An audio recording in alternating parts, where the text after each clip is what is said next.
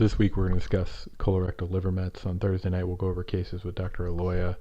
We're just going to go over some literature to prepare for that. So this is just a quick outline. We'll go over the NCCN guidelines briefly, talk about chemo-associated hepatotoxicity.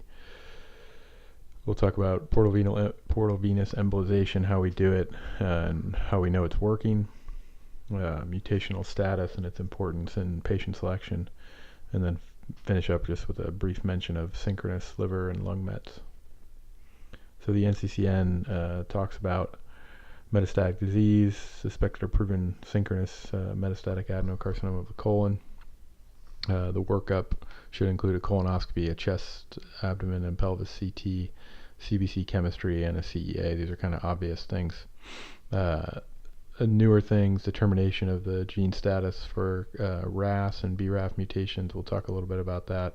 Determination of the tumor microsatellite instability. And this has to do with possibly using immunotherapy to treat these patients, although this is exceedingly rare. Less than 5% of the time are these tumors microsatellite unstable. Again, you can biopsy if you need to, and then consider a PET CT scan to look for any other disease before doing a resection. Multidisciplinary team evaluation, as we always do here. So this is going to divide patients into synchronous liver only or lung only mets. And we will actually talk about this a little bit at the end, that you could probably put in synchronous liver and lung mets, and this wouldn't be much different. Then we're going to look at, are these mets resectable? If they are, we'll talk about what to do. If they're unresectable but potentially convertible to resection, then we'll talk about what to do there. And then, of course, unresectable mets, you're just going to give chemotherapy. Abdominal peritoneal mets is a topic for another day. So briefly, this is what we're going to do if we have resectable mets. So essentially this is going to include perioperative chemotherapy with resection at some point. So synchronous or staged colectomy with resection of metastatic disease, followed by chemotherapy, or what we prefer here, neoadjuvant therapy, 2 to 3 months with Folfox, Folfiri, sometimes Avastin will be added to that as well. Followed by either synchronous or staged colectomy and resection of metastatic disease. Or the third option, colectomy followed by chemotherapy, then followed by staged resection of the metastatic disease. So all these options are possible. The take-home point here is you want to give 5-FU-based chemotherapy for 6 months total in the perioperative setting. So 6 months of total perioperative chemotherapy is a standard, with resection coming somewhere in that time. And then this is a disease that possibly can be converted to resectable. So you're going to give chemotherapy, and then you're going to reevaluate for conversion to resectability every 2 months. And then if converted to resectable, synchronous or staged resection, and then more chemotherapy. If it remains unresectable, they stay on systemic chemotherapy.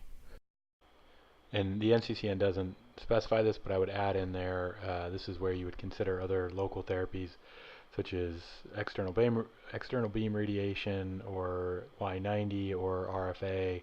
So if the tumor is unresectable, that doesn't mean they can't get other local therapies. So what we're going to do next is we're going to go through a bunch of literature on this topic, mostly from MD Anderson, and try to get a sense for how we treat these problems, and that'll set us up for a good discussion with Dr. Aloya on Thursday night.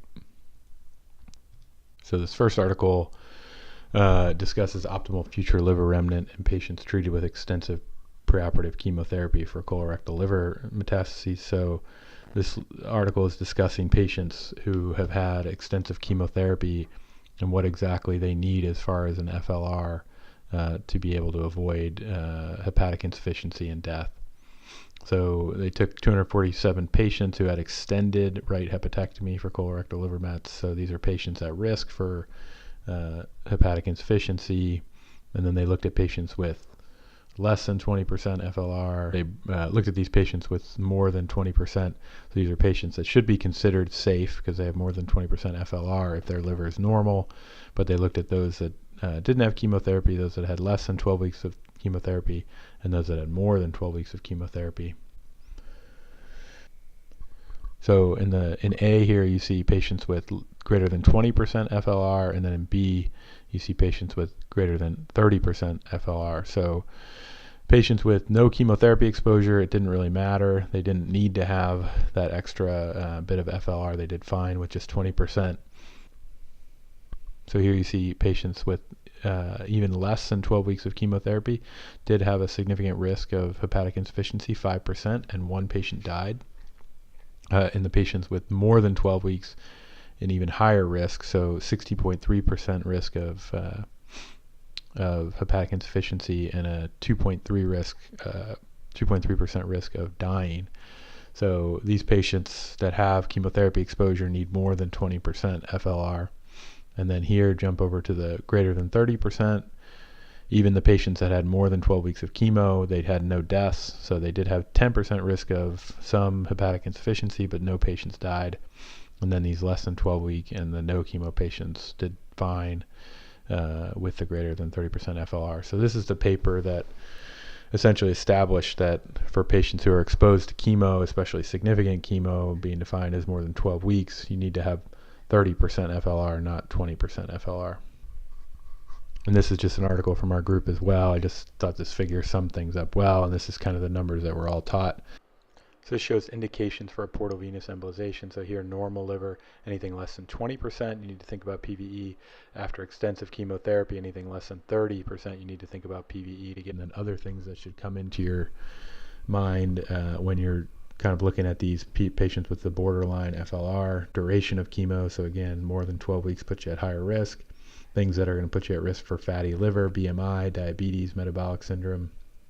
And these are the patients where you should consider potentially doing a laparoscopy and a biopsy of the liver before you go do their extensive resection to see if they do in fact have cirrhosis and fall into this range where they need where they need at least 40% FLR.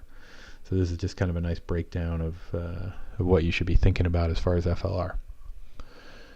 So specific chemotherapy regimens are associated with specific hepatotoxicities. This is just a nice article that kind of sums that up.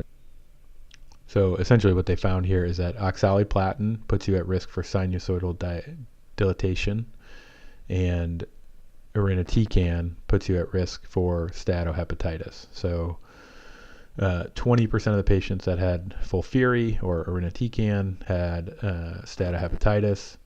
About 20%, 19% of patients that had oxaliplatin had sinusoidal dilatation. So those are the associations you should keep in your mind as sinusoidal dilatation or blue liver from oxaliplatin, steatohepatitis from irinotecan. And then down here, again, looking at steatohepatitis, but now they're factoring in BMI as well. And again, you see the irinotecan had a very high risk. 25% of patients who had irinotecan exposure and a BMI greater than 25 had steatohepatitis on their final path.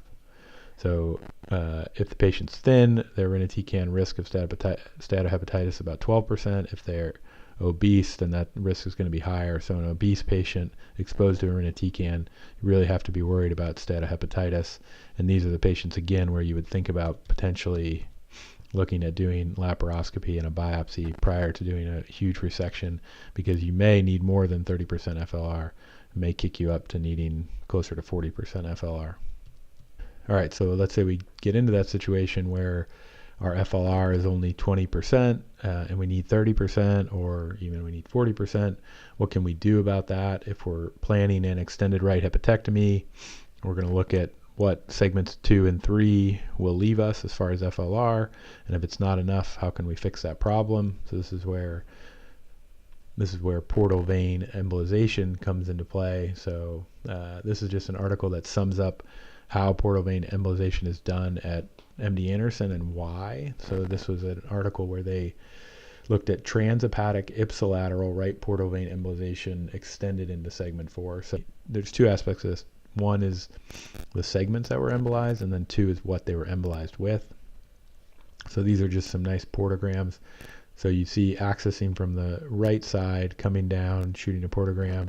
Here we have the right portal vein, the left portal vein. This is going to be the branch to segment 4, branches to 2 and 3.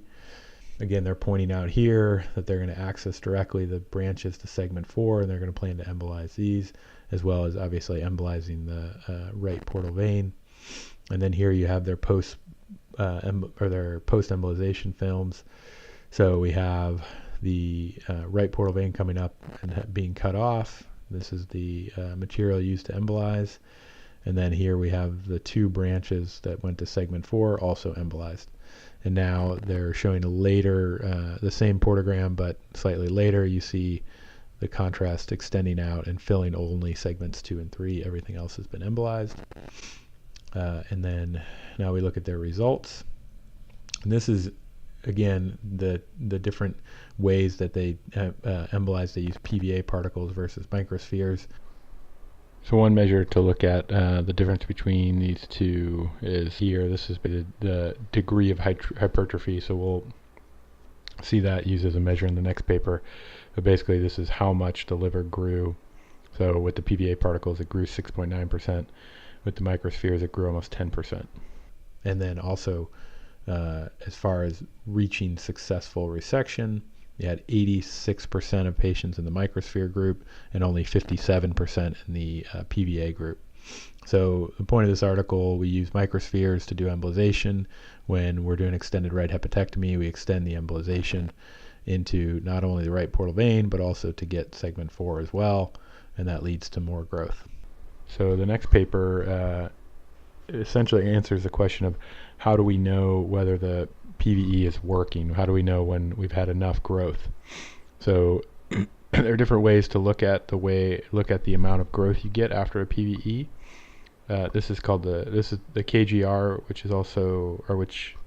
KGR here stands for kinetic growth rate, which is defined as the degree of hypertrophy divided by the number of weeks elapsed. So essentially this number here, the degree of hypertrophy divided by how many weeks have gone by.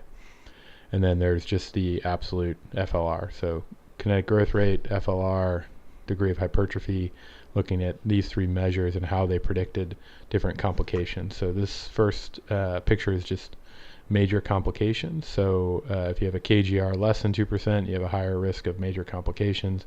If you have an FLR less than 30%, you have a higher risk of major complications. And we sort of covered that before. And then if you have a degree of hypertrophy less than 7.5%, you have a higher risk. And just to in this study, just so you know, in this study they looked at 107 patients.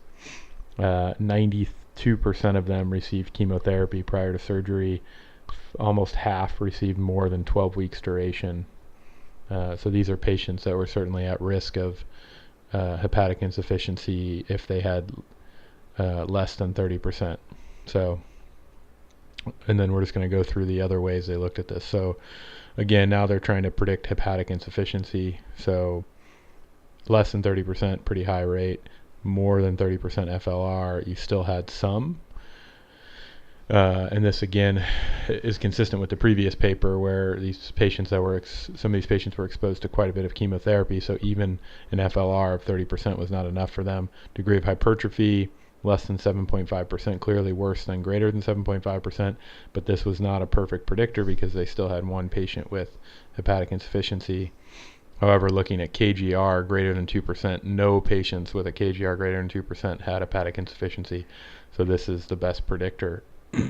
So this is the number we should be looking at when we're asking the question of whether the patients have had a successful PVE and are ready for a major resection. And then this is looking at liver failure, death. Any 3 of these criteria were able to predict no death. So if you hit any of these landmarks, there was no death from liver failure. So this next figure looks at when the CT scan was done after the PVE. So essentially asking the question, how quickly can we make the decision and say that yes, these patients have had enough hypertrophy? And so what you see here is that the early CT done within 1 to 4 weeks is just as good as a CT done within 5 to 8 weeks. So if you have a KGR after just a couple weeks that's greater than 2%, none of these patients had hepatic insufficiency. So in other words, you don't have to wait for any specific time more than a few weeks. As long as you're getting a weekly growth of 2%, you can wait just a few weeks and say that yes, they're going to do okay with a major resection and go to the OR. And this kind of reinforces that. So this is looking at patients with an FLR of 20 to 30% versus greater than 30%. And here you see the 20 patients who had an FLR of less than 30% but had a KGR greater than 2%. None of them had hepatic insufficiency. Whereas patients with greater than 30% but a less than 2% KGR still had a 16.7% risk of hepatic insufficiency. Granted, this is based on a very small number of patients, but ultimately what we're showing here is that KGR is a better predictor of post-op hepatic insufficiency than just the FLR alone. So based on this paper, after a PVE is done, we should be looking not just at the FLR, not just for a 30% FLR, but also we should be looking at the KGR and looking for a greater than 2% KGR. And then you could argue we should be looking for at least a 7.5% degree of hypertrophy as well. This next article, analysis of efficacy of portal vein embolization for patients with extensive liver malignancy and very low future liver remnant volume, including a comparison with ALPS. This paper looked at 144 consecutive patients with FLR to body weight of less than 0.5%, which is a number used from the transplant world. So these are patients that fit that definition of very low future liver remnant volume. And these patients were all referred for percutaneous right plus segment 4 or PVE, as discussed in the previous article. So this is looking at the larger cohort, 350 patients, 231 underwent the right PVE with segment 4, and then of these, 144 met this cutoff for very low future liver remnant. So most of these patients were planned for a single stage hepatectomy. Some had their first stage and then a PVE with a plan for a second stage. Of the 144, 139 were able to undergo surgery. 3.5% here were unable to have a successful PVE or had a complication after their PVE. 110 underwent surgery, whereas about 20% did not undergo surgery. 17%, the majority of those, is because of disease progression, and then one patient had insufficient regeneration, and then others had medical comorbidities that precluded resection. But bottom line is about 75% of this initial cohort underwent curative resection. 6 patients were found to be unresectable at the time of surgery. But in general, these are patients with very low future liver remnant, and about 75% were able to undergo curative resection. So this table shows a comparison of the 144 patients involved in this study versus 25 patients who were reported around the same time in 2012 from a study of ALPS. And these patients in the ALPS study were very similar. There were essentially no differences between them, although our group did have more chemotherapy. Patients undergoing ALPS had higher rates of bile leaks, higher rates of post-op hemorrhage, much higher rates of sepsis, 0 versus 20%, relaparotomy in 28% of these patients in the ALPS group, and the mortality rate was 12% versus 6% in our group. So the morbidity and mortality from ALPS is significantly higher than the PVE approach, which is why most people in our institution advocate for the PVE approach over ALPS. Next, I wanted to talk about mutational status and how that affects management of patients. So this first paper is from 2013. It looked at patients who had curative resection, who had received Avastin and did not have a past CR, did not die within the first 90 days, and also did not have concomitant RFA. So the study period for this study was 1997 to 2011, so this is a while ago, and they found 193 patients who were eligible for the study and could have gene analysis. So of those 193 patients, 22 had some sort of mutation, 17% had KRAS, very few had BRAF. Mainly we're going to focus on the RAS mutations. So looking at recurrence-free and overall survival, RAS mutants did worse than RAS wild type. That's kind of the take-home message here. So, and then overall survival again, RAS wild type did better than RAS mutants. And then this is an interesting finding. They looked at where these patients recurred, and the RAS mutants, a RAS mutation actually predicted a worse lung recurrence-free survival, but in liver, there was no difference between the two groups for liver-specific recurrence-free survival. So again, RAS mutation predicted worse overall survival, or worse, RAS mutation predicted worse recurrence-free survival, worse overall survival, and worse lung-specific recurrence-free survival. One thing to note in this study is that only 17% of patients had a RAS mutation, which is pretty low compared to most other studies. At this time, the theory was that maybe the fact that these patients made it to resection was going to create some bias and have less RAS mutants, meaning that a lot of the RAS mutants would never make it to resection. But in later studies, even the resected patients had higher RAS mutation numbers than 17%. So specifically, this is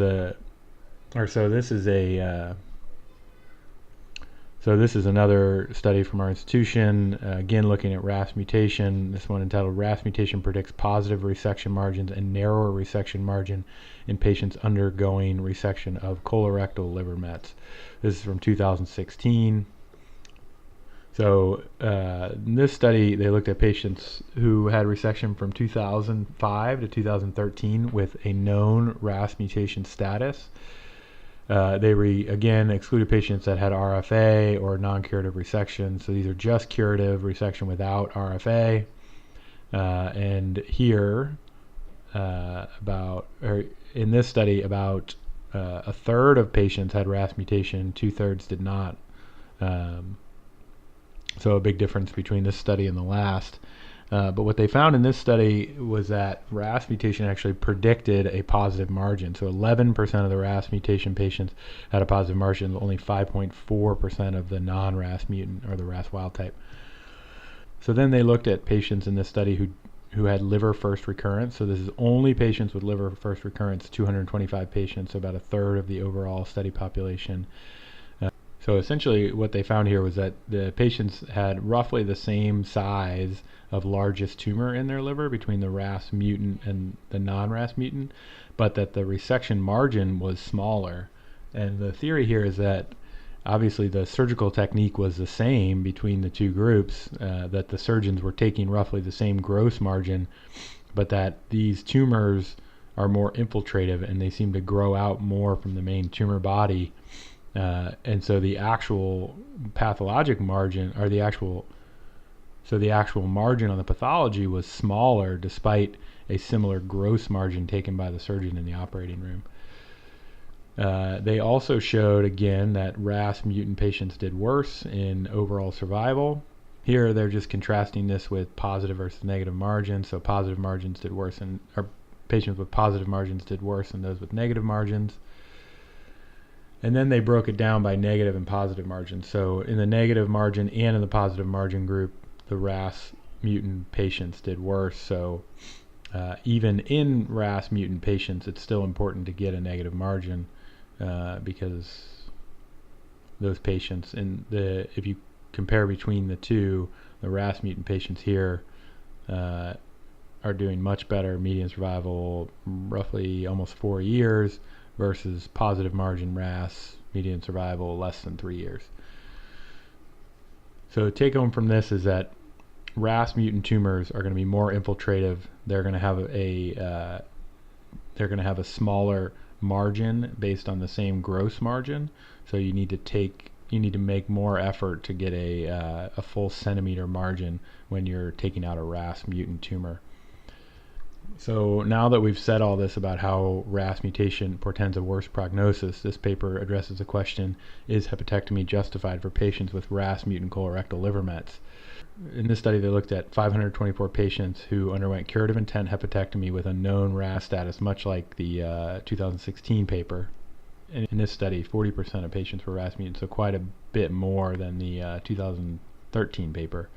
So this is a univariate and multivariate analysis, and essentially what you see is that the things that pan out here are that the predictors of survival are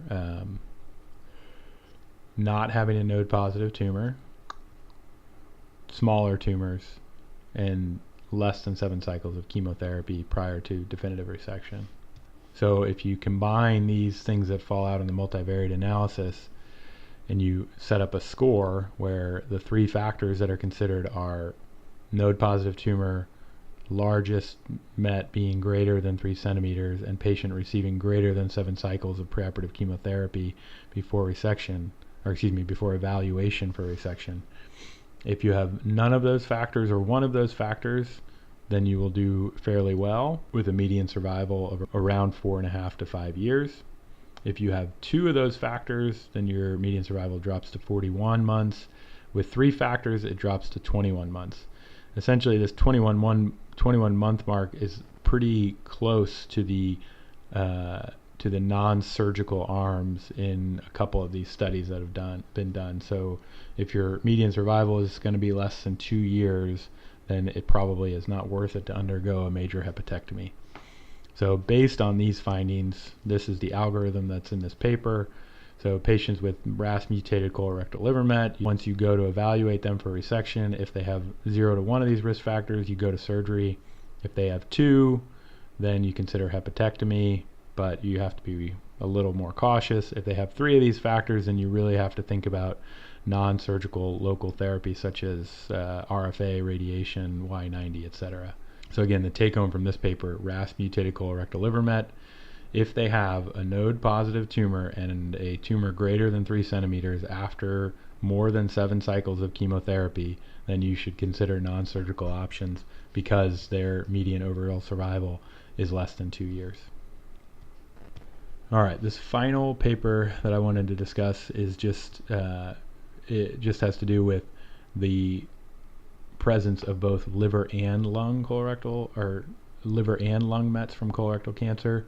When I was a resident, I was basically taught that if you had extrahepatic disease, then your chance of getting a resection is very low, and that those patients should be treated differently than isolated hepatic mets, especially with oligometastatic disease. But here they'll operate on people who have liver mets and also have lung mets, and that's at least partially based on this data. So these are patients with both liver and lung metastases, but they are both resectable. So in this study, they actually compared the 112 patients who had resection of both liver and lung to 1,200 patients, or almost 1,200 patients who had just liver resection for colorectal metastatic disease. The 2 groups were fairly well matched. So what you see is after a median follow-up of about 4 years, the 5-year overall survival rate was 50% for the patients who underwent both liver and lung resection, versus only 40% for those who had liver mets alone. So obviously there's selection bias in this because potentially patients with extensive liver disease who also had lung disease would not be offered resection, whereas some of those patients in the liver-only group would be offered resection. So there's clearly some selection bias here, but the point of the paper is that the presence of resectable lung disease should not preclude liver resection and should not be considered a significantly poor prognostic factor. In this paper, they also looked at the things that did predict overall survival. So they did a multivariate analysis of factors associated with survival in these patients who had liver and lung disease. The things that came out here are having a rectal primary, having a CEA level greater than 5 prior to resection, and having positive margins at resection of the liver met. So no big surprises there. So I think the take home of this paper is just that the presence of resectable lung disease should not preclude liver resection for colorectal liver mets. Just quickly, I wanted to mention this article, although it's a little off topic, but when talking about colorectal liver mets, our group has published, Dr. Chun has published this paper in JAMA 2009 looking at CT morphologic criteria associated with pathologic response and survival. So the morphology groups are defined as heterogeneous attenuation with ill-defined tumor-liver interface and a peripheral rim of enhancement potentially present. This is a morphology group 3. Morphology group 2 has mixed attenuation, variable interface, and a resolved rim of enhancement at the edge of the metastasis. And then the best group, morphology group 1, has homogeneous and hypoattenuating appearance of the tumor, sharp demarcation between the tumor and the liver, and complete resolution of any rim enhancement. So essentially these are CT findings from worst to best, showing after chemotherapy, showing response to chemotherapy. And these are some examples. So you have optimal response here up top. So this is a liver met pre-treatment, and then post-treatment, again, you see completely hypoattenuating, sharp demarcation of the border, and no rim enhancement. Here you have a incomplete response, so you have pre-treatment and then post-treatment. There is some hypoattenuation, but the interface is not sharp, and there's some hyperattenuation at the rims. And so this is a univariate analysis of predictors of overall survival, and you see that the only thing that's significant here is morphologic response. So they looked at tumor size, number of tumors, disease-free interval, resection margin, things that you might suspect predict mortality overall, but the only thing that fell out in univariate analysis was morphologic response, optimal versus incomplete or none. Interestingly, they also looked at RECIST criteria, partial response over stable or progressive disease, and essentially not a significant difference here.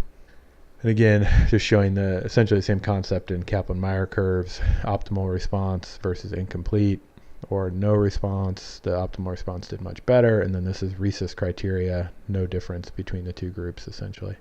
So the take-home point there is just that an optimal response to chemotherapy, as shown by these criteria of homogeneous and hypoattenuating tumor with sharp tumor-liver interface and complete resolution of peripheral rim enhancement, predicts good outcomes.